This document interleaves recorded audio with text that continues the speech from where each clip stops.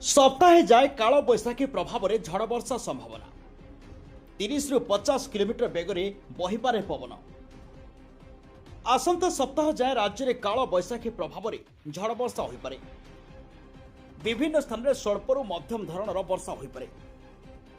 कुआपथर सह वर्षा और बिजुली घड़घड़ी डराइब। 30 रु 50 किलोमीटर बेगरे पवन भी बहिपारे।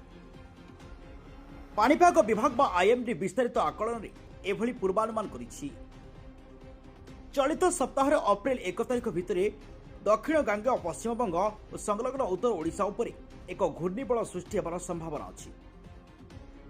सेहिभଳି अप्रैल पहला जाए ओडिशा रे राति तापमात्रा स्वाभाविक ठारू 1.6 डिग्री रु 3 डिग्री जाए अधिक रहिबार संभावना अछि।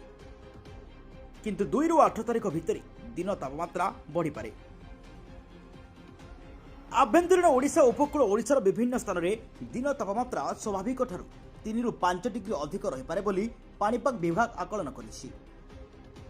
गुरुवार राजधानी समेत विभिन्न स्थान में काल बैशाखी प्रभाव में भीषण झड़ वर्षा होइछि। शुक्रवार उत्तर ओडिशार विभिन्न स्थान में कुआपथर वर्षा सहित बिजुली और घड़घड़ी हो पारे। मयूरभंज, केन्दुझर, बालेश्वर, भद्रक, जाजपुर, केन्द्रापड़ा और सुंदरगढ़ में झड़ वर्षा आशंका अछि। 40 रु 50 किलोमीटर बेगरे पवन बहिबार आशंका अछि। उपकूल ओडिशार बहु स्थान में स्वल्परू मध्यम धरणर वर्षा हो पारे। शनिवार मयूरभंज और बालेश्वर में घड़घड़ी और वर्षा हो पारे। झारसुगुड़ार दिन तापमात्रा सबुठु अधिक अर्थात 38.8 डिग्री सेल्सियस थिला। हीराकुद 38.6, टिटिलागढ़ 38.5, संबलपुर 38.4 और भवानीपाटना 38.2 डिग्री रेकर्ड होता। तेज आसंता सप्ताह जाए राज्य में काल बैशाखी प्रभाव में झड़ वर्षा हो पारे। विभिन्न स्थान में स्वल्परू मध्यम धरणर वर्षा हो पारे। कुआपथर सह वर्षा और बिजुली घड़घड़ी डराइब। 30 रु 50 किलोमीटर बेगरे पवन भी बही पारे।